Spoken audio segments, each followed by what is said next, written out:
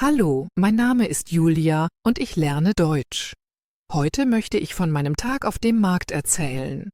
Das ist eine einfache Geschichte und du kannst sie lesen, um Deutsch zu lernen. Ich werde manche Vokabeln zwischendurch einfach und verständlich erklären. Viel Spaß! Es ist ein sonniger Morgen und ich stehe früh auf. Die Sonne scheint durch das Fenster und ich fühle mich gut. Nach dem Aufstehen gehe ich in die Küche und frühstücke. Ich esse Brot mit Butter und trinke eine Tasse Tee. Das Frühstück gibt mir Energie für den Tag. Danach ziehe ich meine Jacke an, nehme meine Tasche und verlasse das Haus. Ich gehe zu Fuß zur Bushaltestelle. Eine Bushaltestelle ist ein Ort, wo man auf den Bus wartet. Auf der Straße sehe ich viele Menschen. Manche gehen zur Arbeit, andere bringen ihre Kinder zur Schule. Der Bus kommt pünktlich, das heißt, er kommt zur richtigen Zeit. Ich steige ein und setze mich ans Fenster, weil ich gerne hinausschaue. Während der Bus fährt, sehe ich Häuser, Geschäfte und Bäume. Nach ein paar Minuten steige ich aus und gehe zum Markt. Der Markt ist ein Ort, wo viele Verkäufer ihre Waren anbieten, also Dinge verkaufen. Der Markt ist schon sehr voll. Es sind viele Menschen da und es ist laut. Ich höre Stimmen, Lachen und Gespräche. Ich sehe viele Stände. Ein Stand ist ein Tisch oder ein kleiner Platz, wo man Sachen kaufen kann. Es gibt Stände mit Obst, Gemüse, Brot und Blumen. Obst sind zum Beispiel Äpfel, Orangen oder Bananen. Gemüse sind zum Beispiel Tomaten, Karotten oder Salat. Die Farben sind sehr schön und ich rieche den Duft von frischem Obst. Ein Duft ist ein Geruch. Ich gehe langsam über den Markt und schaue mich um. Ich fühle mich ein bisschen nervös, weil ich Deutsch lerne und mit Menschen sprechen möchte, aber ich freue mich auch. Der Markt ist ein guter Ort, um Deutsch zu üben, weil man viele Wörter hört und spricht. Ich denke mir, heute ist ein guter Tag zum Lernen und ich gehe weiter zwischen den Ständen. Ich gehe weiter über den Markt und halte kurz an einem Stand mit Gemüse. Dort sehe ich Tomaten, Karotten, Gurken und Salat. Die Tomaten sind rot und glänzen in der Sonne. Ich höre, wie eine Frau neben mir sagt, diese Tomaten sehen sehr frisch aus. Das Wort frisch ist wichtig beim Einkaufen, denn es bedeutet, dass das Essen gut und neu ist. Ich denke, dass ich auch Gemüse kaufen möchte. Die Verkäuferin schaut mich an und fragt freundlich, kann ich Ihnen helfen? Ich antworte, ja bitte, ich hätte gern Tomaten und Karotten. Das ist eine nützliche Formulierung, wenn man etwas kaufen möchte. Die Frau nimmt das Gemüse und fragt, wie viel möchten Sie? Ich sage, bitte ein halbes Kilo Tomaten und ein Kilo Karotten. Halbes Kilo bedeutet die Hälfte von einem Kilo. Sie wiegt das Gemüse, legt es in eine Tüte und nennt mir den Preis. Ich bezahle und sage, vielen Dank. Vielen Dank sagt man, wenn man besonders höflich sein möchte. Die Verkäuferin lächelt und wünscht mir einen schönen Tag. Ich wünsche ihr auch einen schönen Tag und gehe weiter. Mit meinen Tüten in der Hand fühle ich mich zufrieden. Ich habe Deutsch gesprochen und wichtige Wörter benutzt. Auf dem Markt sehe ich viele Menschen mit Taschen und Körben. Ein Korb ist ein Behälter, in den man Einkäufe legt. Manche Leute gehen schnell, andere bleiben stehen und sprechen mit den Verkäufern. Ich höre Wörter wie günstig, teuer, lecker und genug. Diese Wörter hört man oft beim Einkaufen. Ich merke, dass ich immer mehr verstehe. Das macht mich mutig. Ich bleibe kurz stehen, atme tief durch und schaue mich um. Der Markt ist lebendig und ich bin ein Teil davon. Ich gehe langsam weiter und sehe einen Stand mit Brot und Gebäck. Der Geruch von frischem Brot ist sehr angenehm und ich bekomme Hunger. Hinter dem Stand steht eine ältere Frau mit einer Schürze. Eine Schürze trägt man oft beim Arbeiten mit Essen. Auf dem Tisch liegen Brote, Brötchen und Kuchen. Ein Brot ist groß und rund, ein Brötchen ist klein. Ich stelle mich an und warte kurz. Warten ist normal auf dem Markt, weil viele Leute einkaufen. Dann bin ich dran und die Frau schaut mich an. Ich sage freundlich: Guten Tag. Sie antwortet: Guten Tag, was möchten Sie? Diese Frage hört man oft beim Einkaufen. Ich überlege kurz und sage dann: Ich hätte gern ein Brot und 2 Brötchen bitte. Die Frau nickt, nimmt das Brot, legt es in eine Papiertüte und zählt die Brötchen dazu.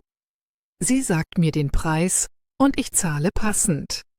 Passend zahlen bedeutet genau den richtigen Betrag geben. Die Frau bedankt sich und ich wünsche ihr einen schönen Tag. Mit dem Brot in der Tasche gehe ich weiter. Ich denke, dass ich heute viele nützliche Wörter gehört habe. Worte wie kaufen, bezahlen, warten, aussuchen und einpacken sind wichtig im Alltag. Ich sehe Familien mit Kindern, ältere Menschen und junge Leute. Alle kaufen etwas, reden, lachen oder gehen weiter. Ich fühle mich sicherer als am Anfang. Deutsch sprechen macht mir weniger Angst und ich merke, dass Übung hilft. Ich gehe an einem Blumenstand vorbei und bleibe kurz stehen, weil die Farben sehr schön sind. Die Blumen sind gelb, rot und weiß. Viele Menschen kaufen Blumen für ihr Zuhause oder als Geschenk. Ich schaue noch einmal über den Markt und gehe dann langsam weiter mit meinen Einkäufen. Ich bleibe nun vor dem Blumenstand stehen, weil mir die Blumen sehr gefallen. Die Verkäuferin ordnet gerade Rosen, Tulpen und Sonnenblumen. Die Rosen sind rot, die Tulpen gelb und die Sonnenblumen sind groß und leuchten in der Sonne. Viele Menschen bleiben hier stehen und schauen. Blumen sind auf dem Markt sehr beliebt. Ich höre eine Frau sagen: Diese Blumen sind wirklich schön. Ich nicke und denke, dass sie recht hat. Die Verkäuferin schaut mich an und fragt: Möchten Sie Blumen kaufen? Ich antworte: Ja, bitte. Wie viel kostet eine Rose? Sie sagt: Eine Rose kostet 2 Euro. Der Preis ist gut und ich entscheide mich schnell. Ich sage: Dann nehme ich eine Rose. Bitte. Nehmen ist ein wichtiges Wort beim Einkaufen. Die Verkäuferin schneidet die Rose ab, wickelt sie in Papier und gibt sie mir. Ich bezahle und sage: Dankeschön. Sie lächelt und sagt: Gern geschehen. Mit der Rose in der Hand fühle ich mich sehr zufrieden. Ich habe wieder Deutsch gesprochen und alles gut verstanden. Ich gehe weiter über den Markt und suche einen ruhigen Platz. Am Rand des Marktes sehe ich eine Bank. Eine Bank ist ein Sitzplatz, oft aus Holz oder Metall. Ich setze mich kurz hin, weil ich viele Taschen trage. Um mich herum sitzen andere Menschen. Manche essen etwas, andere trinken Kaffee oder sprechen miteinander. Ich höre viele Gespräche und bekannte Wörter. Ich denke darüber nach, wie viel ich heute schon gelernt habe. Wörter wie Stand, Preis, Kilo, Tüte, frisch und günstig sind jetzt klarer für mich. Der Markt ist nicht nur ein Ort zum Einkaufen, sondern auch ein Ort zum Lernen. Als ich schon fast gehen will, höre ich plötzlich meinen Namen. Ich drehe mich um und sehe meine Freundin Anna zwischen den Ständen. Sie winkt mir zu und lächelt. Ich freue mich sehr, denn ich habe sie nicht erwartet. Ich gehe zu ihr und sage: Hallo Anna, schön dich zu sehen. Sie sagt: Hallo Julia, ich kaufe auch gerade ein. Wir bleiben stehen und sprechen ein bisschen.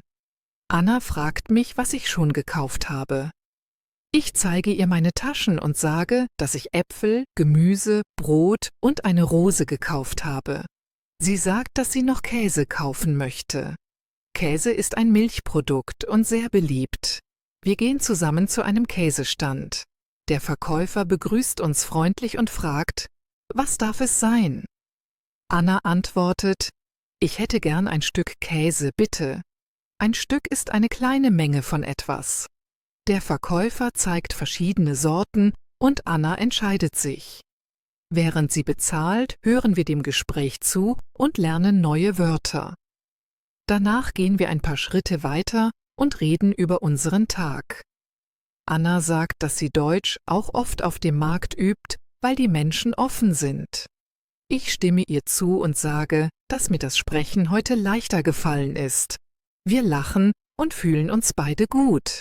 Bevor wir uns verabschieden, sagen wir bis bald und wünschen uns einen schönen Tag.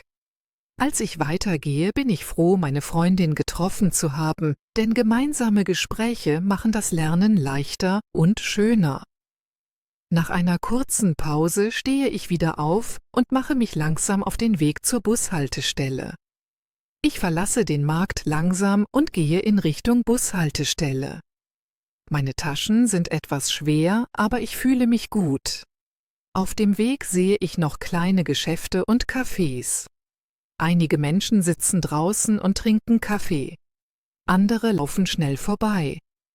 Die Stadt ist lebendig und ich bin mittendrin. An der Bushaltestelle stehen schon ein paar Leute. Manche schauen auf ihr Handy, andere reden leise miteinander. Ich stelle mich dazu und warte. Der Bus kommt nach ein paar Minuten. Als er anhält, steigen die Leute ein. Ich steige auch ein, zeige meine Fahrkarte und suche mir einen Platz. Eine Fahrkarte braucht man, um Bus zu fahren. Ich setze mich ans Fenster und lege meine Taschen neben mich. Während der Bus fährt, schaue ich hinaus. Ich sehe Straßen, Häuser und viele Menschen. Ich denke an den Markt und an die Gespräche dort. Ich habe Fragen gestellt, Antworten verstanden und selbst gesprochen. Das macht mich stolz. Deutsch im Alltag zu benutzen ist nicht immer einfach, aber es hilft sehr beim Lernen. Im Bus höre ich Gespräche von anderen Fahrgästen. Einige sprechen laut, andere leise. Ich verstehe einzelne Sätze und Wörter. Das gibt mir ein gutes Gefühl. Nach einer Weile hält der Bus an meiner Haltestelle. Ich stehe auf, nehme meine Taschen und steige aus. Ich gehe die Straße entlang zu meiner Wohnung. Zu Hause angekommen, stelle ich die Einkäufe auf den Tisch. Ich packe alles aus und schaue mir noch einmal an, was ich gekauft habe. Die Äpfel sehen gut aus, das Gemüse ist frisch, das Brot riecht lecker und die Rose ist sehr schön. Ich bin zufrieden mit meinem Einkauf und mit mir selbst. Ich gehe in die Küche und räume meine Einkäufe langsam ein. Ich lege das Obst in eine Schale und das Gemüse in den Kühlschrank. Der Kühlschrank ist ein Gerät, das Essen kalt hält. Das Brot lege ich auf den Tisch und die Rose stelle ich in eine Vase mit Wasser. Eine Vase ist ein Gefäß für Blumen. Während ich alles ordne, denke ich an die Wörter, die ich heute gehört und benutzt habe. Ordnen bedeutet, Dinge an ihren Platz zu legen. Ich merke, dass mir viele Wörter jetzt leichter fallen. Danach setze ich mich an den Tisch und mache mir einen Tee. Ich bin ein wenig müde, aber zufrieden. Ich trinke den Tee langsam und schaue aus dem Fenster. Draußen gehen Menschen vorbei und ich höre leise Geräusche von der Straße. Ich nehme mein Notizbuch und schreibe ein paar Sätze über meinen Tag. Schreiben hilft mir, neue Wörter zu behalten. Ich schreibe Wörter wie Markt, Verkäufer, Preis, bezahlen, frisch und freundlich. Dann bilde ich einfache Sätze mit diesen Wörtern. Zum Beispiel schreibe ich: Ich kaufe Obst auf dem Markt. Der Verkäufer ist freundlich. Die Äpfel sind frisch. Danach lese ich die Sätze laut vor. Laut lesen hilft beim Sprechen. Ich höre meine eigene Stimme und versuche, klar zu sprechen. Das gibt mir Sicherheit. Ich merke, dass Deutsch lernen Zeit braucht, aber jeder Tag bringt ein bisschen mehr. Am Abend koche ich mir etwas Einfaches mit dem Gemüse vom Markt. Beim Kochen denke ich noch einmal an den Tag und lächle. Es war ein guter Tag, weil ich viel erlebt und viel Deutsch gehört und gesprochen habe. Nach dem Essen räume ich die Küche auf und wasche das Geschirr. Geschirr sind Teller, Tassen und Besteck. Während ich abwasche, denke ich ruhig über den Tag nach. Ich erinnere mich an die Stimmen auf dem Markt, an die Fragen und Antworten und an die vielen Menschen. Ich merke, dass ich weniger Angst habe als früher. Früher hatte ich Angst, Fehler zu machen, aber heute weiß ich, dass Fehler normal sind. Jeder macht Fehler, wenn er eine neue Sprache lernt. Wichtig ist, dass man spricht und zuhört. Später setze ich mich auf das Sofa und ruhe mich aus. Ich nehme mein Handy und höre mir ein kurzes deutsches Audio an. Ein Audio ist eine Aufnahme mit Stimmen oder Musik. Ich höre genau zu und versuche die Wörter zu verstehen. Ich verstehe nicht alles, aber ich erkenne viele bekannte Wörter. Das motiviert mich. Motivation bedeutet, dass man Lust hat, weiterzumachen. Danach schlage ich mein Notizbuch noch einmal auf und schreibe neue Sätze. Ich schreibe über den Markt, über das Einkaufen und über meine Gefühle. Gefühle sind zum Beispiel Freude, Angst oder Stolz. Ich merke, dass ich stolz bin. Ich habe den ganzen Tag Deutsch benutzt, ohne es zu merken. Das ist ein gutes Zeichen.